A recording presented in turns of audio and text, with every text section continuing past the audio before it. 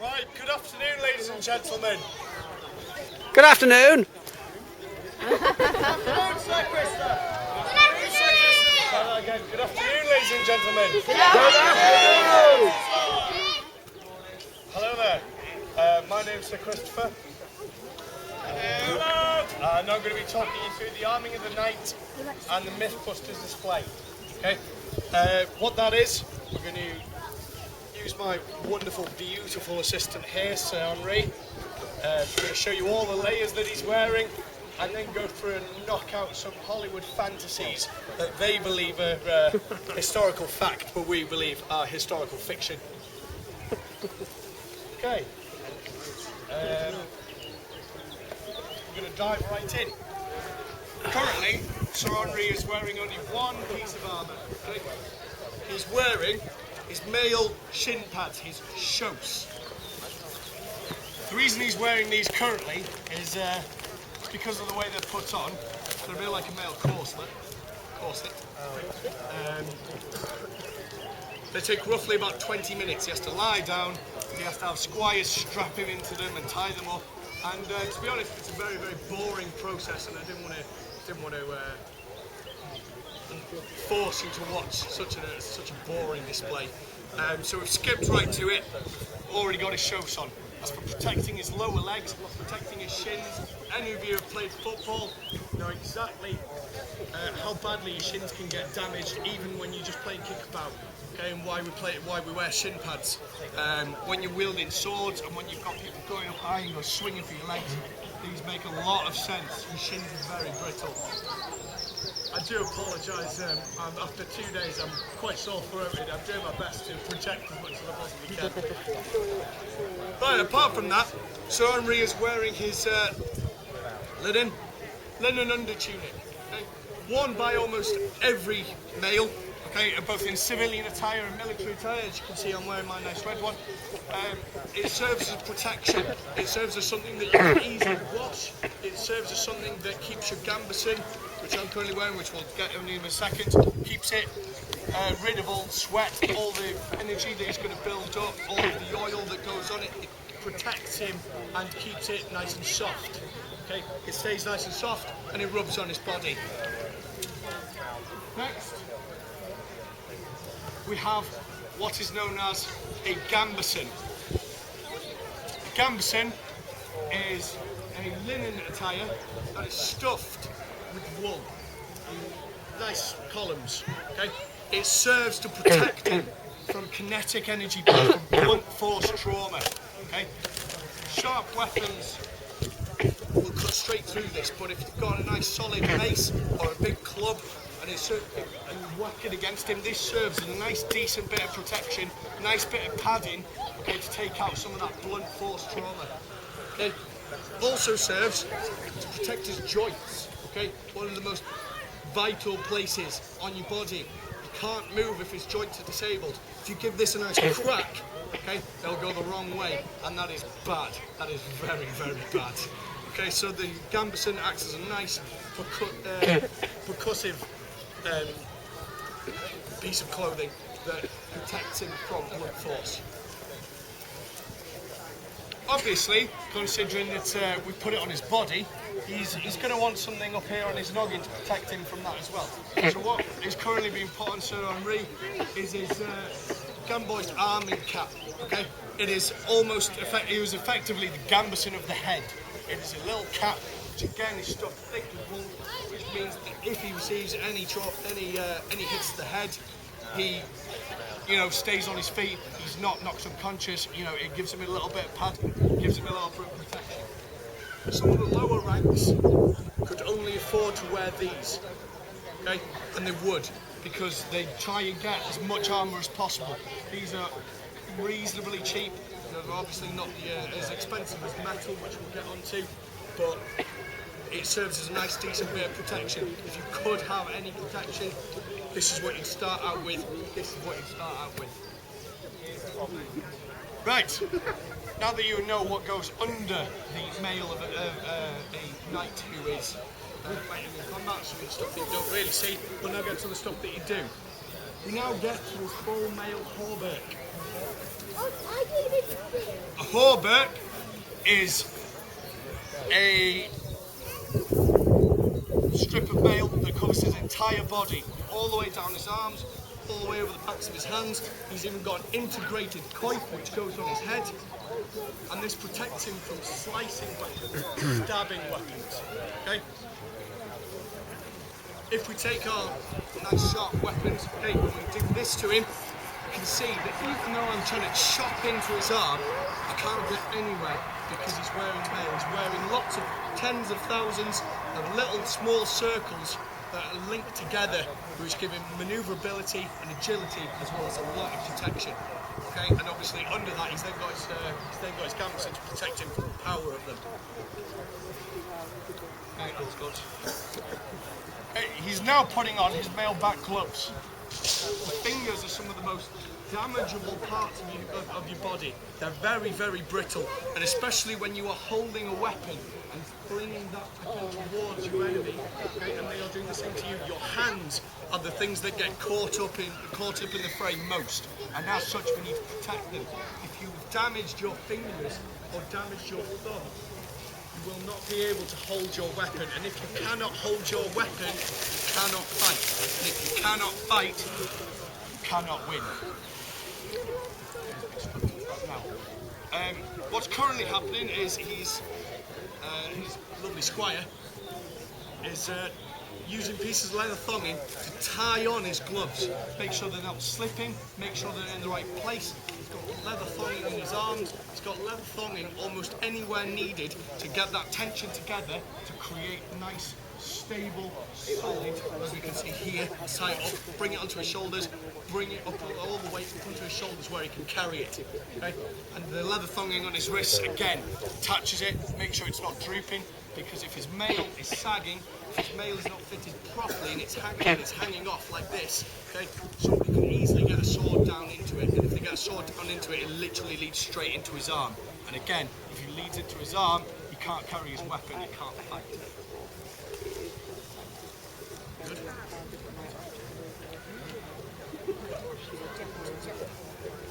Okay, what's been done now is his squire is now putting on his mail ventail, okay? Literally mouth guard. Protects his face, okay, if his helmet does not already do so. What you can see and what we can see is very little of his face. Obviously it's not covering his eyes because he needs to see. He needs to see where his enemy is and what they're doing if he's going to take appropriate action to counter that. But he's protecting his nose, he's protecting his jaw, he's protecting his teeth.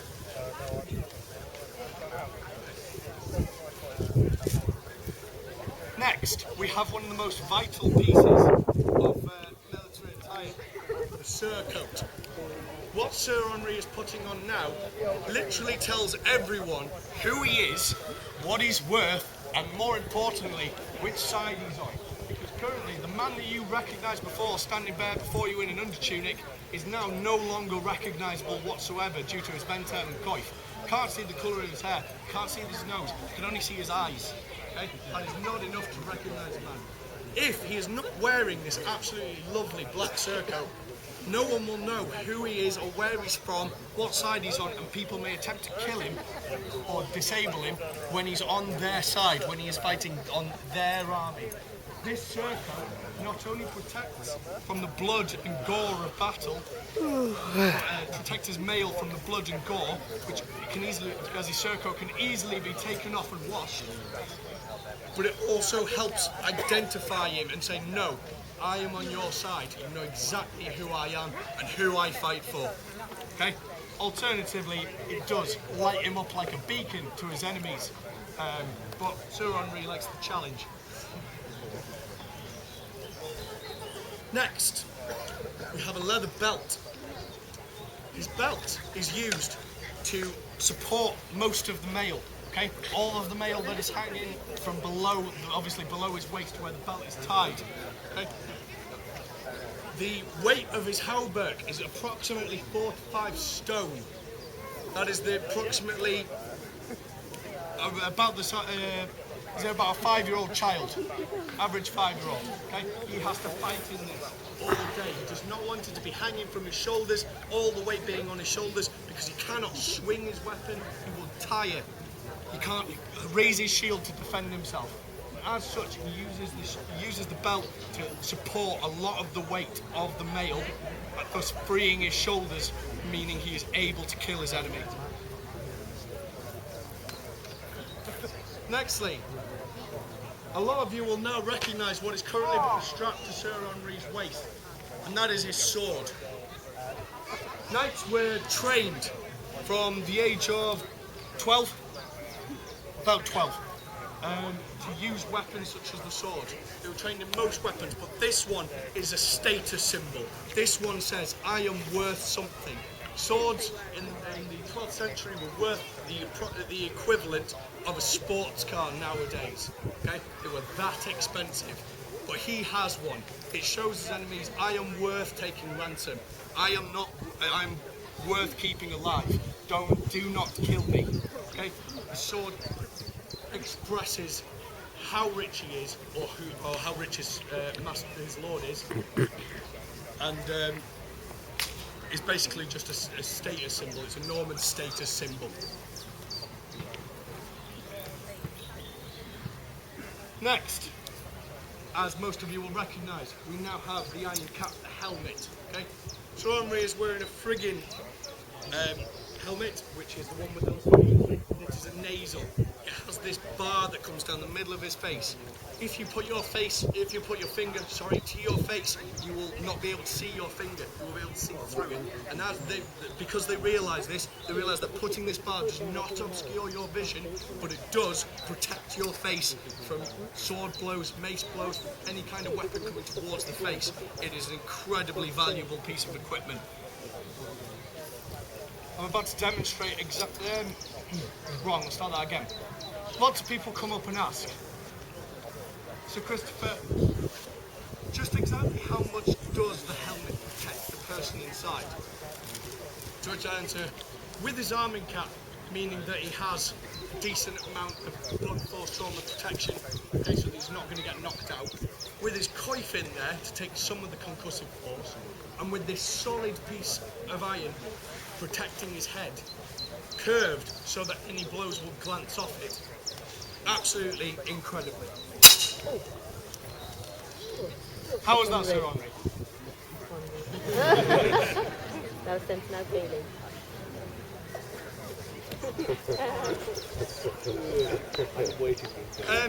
I realise that we're currently arming our night, but I'd like to take this juncture to point out one of the many myths that Hollywood likes to put about. I'll cover a lot more of this later, but this is the reasonably appropriate time. And Sir Henry is about to kill me for this, or attempt to.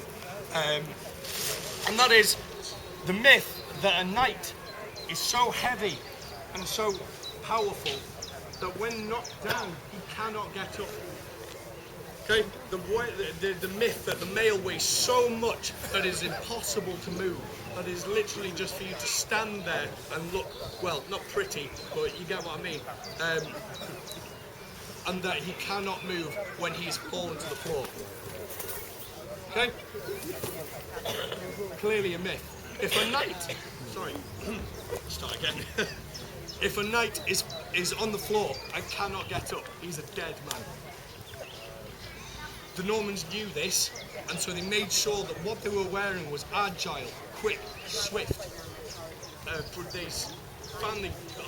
They found the perfect middle ground between protection and agility. The best armour in the world is not being where the sword being swung at you is. And as such, they realised that agility is just as important as protection. And as such, Sir Henry is about to go have a sprint around the arena, and yeah, you are, and show you just how fast they can move.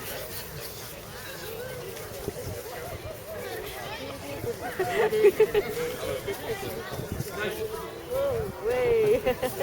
Do not be fooled. Well done. Sorry about that.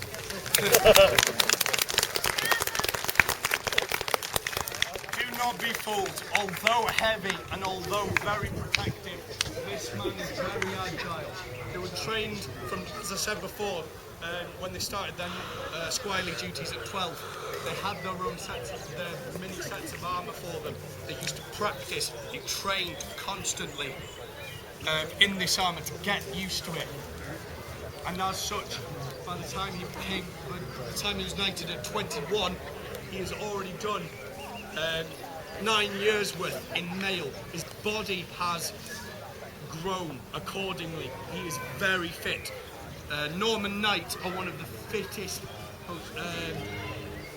Norman knights were incredibly fit. They had to fight 6-hour battles at least in this equipment. They would not be slow. They would not be. They would not be held back. Right. The next thing that is being put on his arm is his shield. Contrary to popular belief,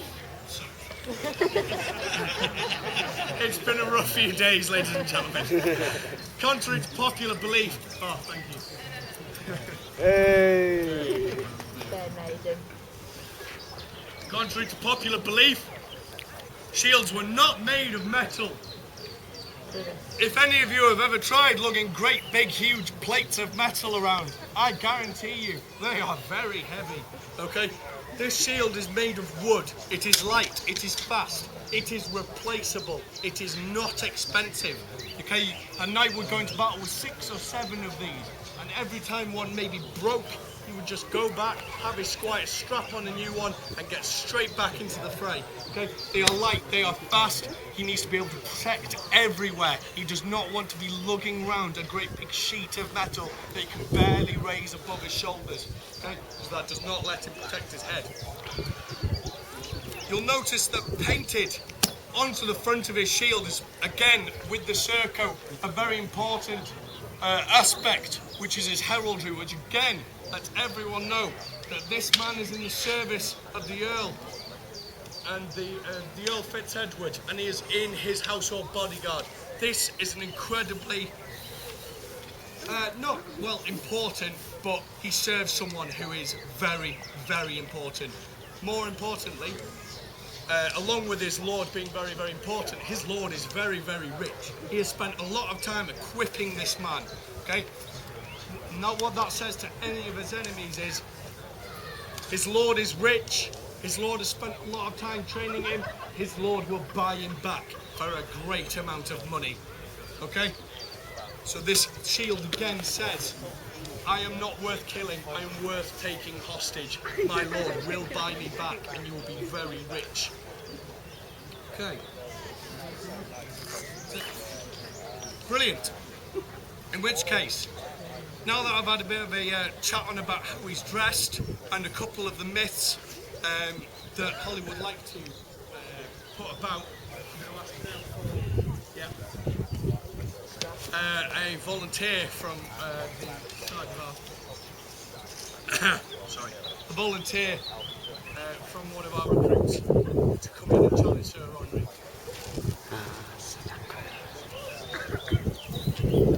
Ladies and gentlemen, Tancred de Lacy. Yay!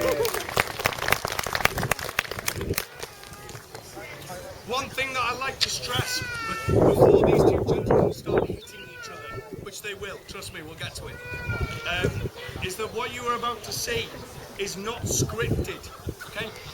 None of us know who is going to win. Neither of the two gentlemen in front of you know who is going to win. These two will fight with all of their skill, all of their tenaciousness, all of their ferocity to try and best the other person. They will be aiming for joints, unarmoured spots, trying to stun people by smacking their heads. They will be looking to disable their opponent without killing them.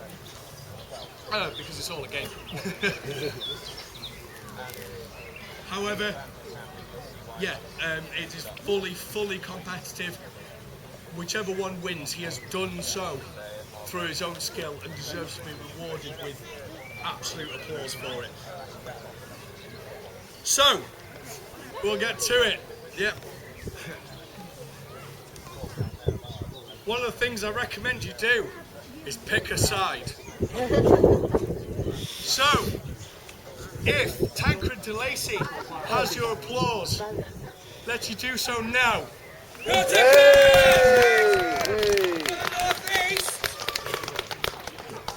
Alright, okay. And who of you will cheer for Sir Henry of the Black Company?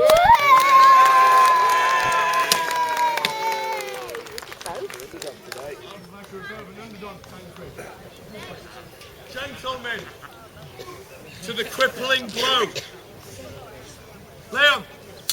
Contact red! Contact red! Contact red! Contact red!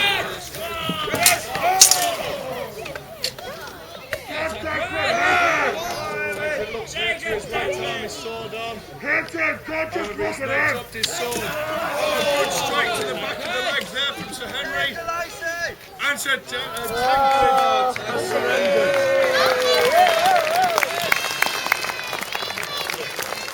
Right. Round one to Sir Henry.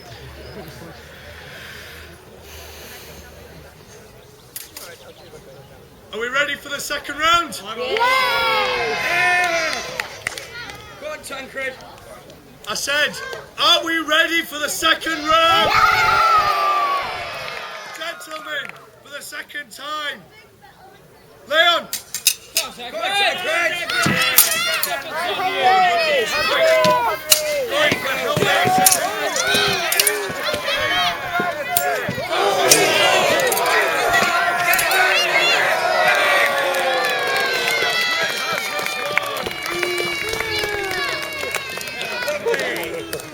Alright, Sir Henry.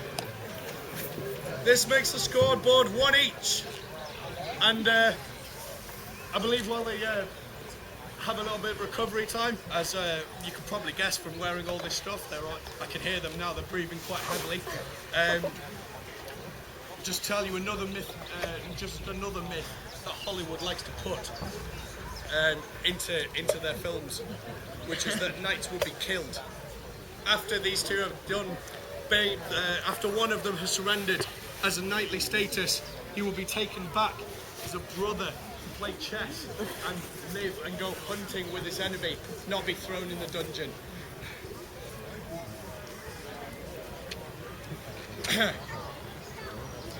Are we ready for the final round between these two?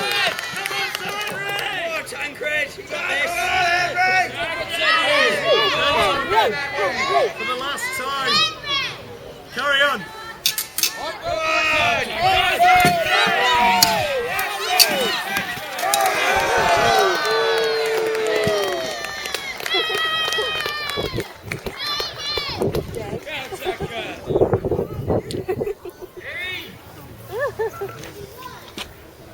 Ladies and gentlemen, I give you your winner, Tancred de Lacy.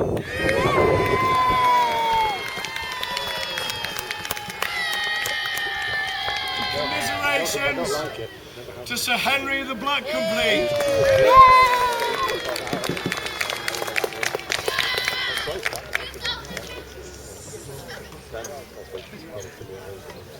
Ladies and gentlemen, thank you very much for your attention. I do apologise for my incredibly croaky voice and not being able to get most of my sentences out. But this has been Historia Normannis, Arming of the Night and Mythbusters display. Thank you very much.